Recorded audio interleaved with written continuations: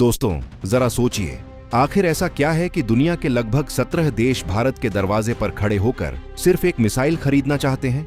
Philippines के बाद अब थाईलैंड, इंडोनेशिया, वियतनाम, यूएई, सऊदी अरब और कई दूसरे देशों की नजर भी उसी हथियार पर टिक गई है।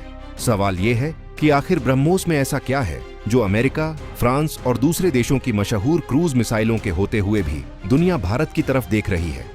क्या यह सिर्फ एक हथियार है या फिर समुद्र में ताकत का पूरा खेल बदल देने वाली तकनीक? सबसे हैरानी की बात तो यह है कि थाईलैंड जैसा देश, जो वर्षों तक चीन के हथियारों पर भरोसा करता रहा, अब भारत के साथ रक्षा सहयोग बढ़ाने में दिलचस्पी क्यों दिखा रहा है? आधिकारिक बयान चाहे जितने संतुलित हों, लेकिन इंडो पैसिफिक में बढ़ते तनाव ने हर देश को यह सोचने पर मजबूर कर दिया है कि अगर कभी संकट आया तो उसके समुद्री रास्तों की रक्षा कौन करेगा। और यहीं से शुरू होती है ब्रह्मोस की असली कहानी। दुनिया की अधिकांश क्रूज मिसाइलें सबसोनिक होती हैं, यानी उनकी गति आवाज की रफ्तार से कम रहती है। जब ऐसी मिसाइल अपने लक्ष्य की ओर बढ़ती है तो आधुनिक रडार उसे काफी पहले पहचान लेते हैं और एयर डिफेंस सिस्टम उसे रास्ते में ही नष्ट करने की कोशिश करते हैं। लेकिन ब्रह्मोस इस पूरे समीकरण को बदल देती है। यह सुपरसोनिक क्रूज मिसाइल मैक 3 के आसपास की गति से उड़ती है, यानी लगभग 3700 किलोमीटर प्रति घंटे की रफ्तार। इतनी तेज गति पर दुश्मन के पास प्रतिक्रिया देने के लिए बेहद कम समय बचता है। यही इसकी सबसे बड़ी ताकत है। लेकिन कहानी सिर्फ स्पीड की नहीं है। ब्रह्मोस अपने अंतिम चरण में समुद्र की सतह से कुछ ही मीटर ऊपर उड़ान भरती है। इसे सी स्किमिंग प्रोफाइल कहा जाता है। पृथ्वी की गोलाई और कम ऊंचाई की वजह से जहाजों के रडार इसे बहुत देर से पकड़ पाते हैं। जब तक अलार्म बजता है तब तक मिसाइल बेहद करीब पहुंच चुकी होती है। ऐसे में जहाज के एयर डिफेंस सिस्टम के पास केवल कुछ सेकंड का समय बचता है। यही कारण है कि दुनिया की कई नौसेनाएं इसे बेहद गंभीर खतरे के रूप में देखती हैं। इतना ही नहीं, अंतिम क्षणों में ब्रह्मोस अपनी दिशा बदलने की क्षमता भी रखती है, जिससे इंटरसेप्शन और कठिन हो जाता है। यही वजह है कि समुद्री युद्ध की रणनीति में इसे एक बेहद प्रभावी एंटी शिप मिसाइल माना जाता है। इसी क्षमता ने भारत को केवल हथियार खरीदने वाला देश नहीं, बल्कि रक्षा तकनीक देने वाली ताकत के रूप में स्थापित करना शुरू कर दिया है। लेकिन सवाल अभी भी बाकी है, आखिर ऐसी कौन सी तकनीक है जिसे दुनिया हासिल करना चाहती है, और क्यों कई बड़े देश आज भारत के साथ इसी मिसाइल पर बातचीत कर रहे हैं? दोस्तों, अब सवाल यह उठता है कि आखिर ब्रह्मोस को इतना खतरनाक बनाता क्या है? क्या सिर्फ इसकी रफ्तार ही इसकी ताकत है? जवाब है नहीं। इसकी सबसे बड़ी शक्ति इसकी स्पीड, सटीकता और उड़ान के दौरान अपनाई जाने वाली रणनीति का मेल है। यही कारण है कि दुनिया के कई रक्षा विशेषज्ञ इसे समुद्री युद्ध का गेम चेंजर मानते हैं। ब्रह्मोस को इस तरह डिजाइन किया गया है कि यह लंबी दूरी तय करने के बाद भी अपने लक्ष्य पर बेहद सटीक प्रहार कर सके।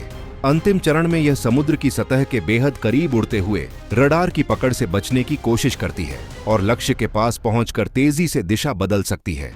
ऐसी प्रोफाइल किसी भी एयर डिफेंस सिस्टम के लिए चुनौती बढ़ा देती है, क्योंकि प्रतिक्रिया देने का समय बहुत कम रह जाता है। यही वजह है कि बड़े बड़े युद्धपोतों को भी ऐसी मिसाइलों से बचाव के लिए अत्याधुनिक सुरक्षा व्यवस्था रखनी पड़ती है। लेकिन ब्रह्मोस की चर्चा केवल इसकी मारक क्षमता तक सीमित नहीं है। इसकी सफलता के पीछे वर्षों की वैज्ञानिक मेहनत और भारत की बढ़ती तकनीकी क्षमता भी छिपी हुई है। शुरुआती दौर में इस परियोजना में विदेशी तकनीक की भूमिका अधिक थी, लेकिन समय के साथ भारत ने इसके कई महत्वपूर्ण हिस्सों का स्वदेशीकरण किया। आज बड़ी संख्या में भारतीय सरकारी और निजी कंपनियां इसके निर्माण से जुड़ी हैं। Airframe, launcher, electronics, fire control system और कई अन्य महत्वपूर्ण घटक अब देश में ही तैयार किए जा रहे हैं। यही कारण है कि भारत न केवल अपनी जरूरतें पूरी कर पा रहा है, बल्कि निर्यात क्षमता भी लगातार बढ़ा रहा है। भारत के रक्षा निर्यात में पिछले कुछ वर्षों में उल्लेखनीय वृद्धि हुई है और ब्रह्मोस को उसका प्रमुख उदाहरण माना जा रहा है। हालांकि अलग अलग देशों के साथ होने वाले रक्षा सौदे उनकी सुरक्षा जरूरतों, कूटनीतिक संबंधों और सरकारी निर्णयों पर निर्भर करते हैं, इसलिए हर संभावित डील को अंतिम मान लेना सही नहीं होगा। फिर भी यह स्पष्ट है कि इंडो पैसिफिक क्षेत्र में समुद्री सुरक्षा को लेकर बढ़ती चिंताओं ने कई देशों की रुचि भारत की इस मिसाइल प्रणाली की ओर बढ़ाई है। यही कारण है कि फिलीपींस के साथ हुए निर्यात समझौते के बाद इंडोनेशिया, वियतनाम, थाईलैंड, यूएई और अन्य देशों के साथ संभावित सहयोग को लेकर लगातार चर्चा होती रही है। यह केवल एक मिसाइल की बिक्री नहीं, बल्कि भारत की रक्षा उद्योग क्षमता, भरोसेमंद सप्लाई चेन और रणनीतिक साझेदारी का भी संकेत है। लेकिन कहानी यहीं खत्म नहीं होती। असली चौंकाने वाली बात तो यह है कि भारत अब उसी ब्रह्मोस को और ज्यादा तेज, हल्का और लंबी दूरी तक मार करने वाला बनाने की दिशा में काम कर रहा है।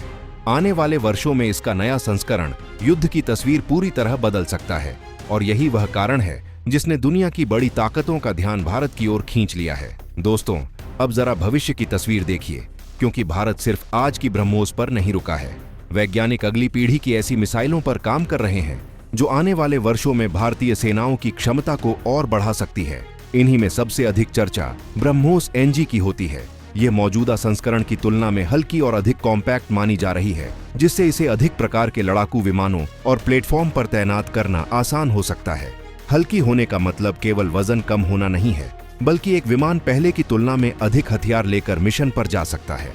दूसरी तरफ भविष्य में हाइपरसोनिक तकनीक पर भी अनुसंधान जारी है, जिसका उद्देश्य ऐसी प्रणालियां विकसित करना है जो ध्वनि की गति से कई गुना अधिक रफ्तार हासिल कर सकें। हालांकि ऐसे प्रोजेक्ट अब भी विकास और परीक्षण के चरणों से जुड़े हैं, इसलिए उनकी अंतिम क्षमताओं पर आधिकारिक पुष्टि का इंतजार रहेगा। लेकिन इतना साफ है कि भारत अब केवल रक्षा उपकरण खरीदने वाला देश नहीं रहा, बल्कि नई सैन्य तकनीकों के विकास में भी अपनी मजबूत मौजूदगी दर्ज करा रहा है। यही बदलाव दुनिया का ध्यान अपनी ओर खींच रहा है। आज भारत का रक्षा उद्योग सरकारी और निजी कंपनियों के सहयोग से लगातार विस्तार कर रहा है। Missile, radar, electronics, launch system और कई अन्य तकनीकों का निर्माण देश के भीतर बढ़ रहा है, जिससे आत्मनिर्भरता मजबूत हुई है और निर्यात की संभावनाएं भी बढ़ी हैं। रक्षा निर्यात के आंकड़ों में आई वृद्धि इसी बदलाव की कहानी बताते हैं। यही वजह है कि कई देश भारत को केवल एक ग्राहक नहीं, बल्कि भरोसेमंद रक्षा साझेदार के रूप में देखने लगे हैं। फिलीपींस के साथ हुए समझौते ने यह दिखाया कि भारत जटिल रक्षा प्रणालियों का निर्यात भी कर सकता है, जबकि अन्य देशों के साथ संभावित बातचीत यह संकेत देती है कि भारतीय रक्षा उद्योग की वैश्विक स्वीकार्यता बढ़ रही है। लेकिन सबसे बड़ी ताकत किसी भी हथियार की केवल उसकी गति या मारक क्षमता नहीं होती, बल्कि उसके पीछे खड़ी वैज्ञानिक सोच, इंजीनियरिंग, उत्पादन क्षमता और भरोसेमंद सप्लाई चेन होती है। यही वह क्षेत्र है जहां भारत लगातार निवेश कर रहा है। आने वाले समय में यदि नई पीढ़ी की मिसाइलें, स्वदेशी इंजन, उन्नत सेंसर और आधुनिक युद्ध प्रणालियां सफलतापूर्वक विकसित होती हैं, तो भारत की रणनीतिक स्थिति और मजबूत हो सकती है। इसलिए ब्रह्मोस की कहानी केवल एक मिसाइल की कहानी नहीं है, बल्कि उस बदलाव की कहानी है जिसमें भारत धीरे धीरे वैश्विक रक्षा उद्योग में अपनी अलग पहचान बना रहा है। अगर आपको भी लगता है कि भारतीय वैज्ञानिकों, इंजीनियरों और रक्षा क्षेत्र में काम करने वाले हजारों लोगों की मेहनत देश की सबसे बड़ी ताकत है, तो इस वीडियो को ज्यादा से ज्यादा शेयर कीजिए।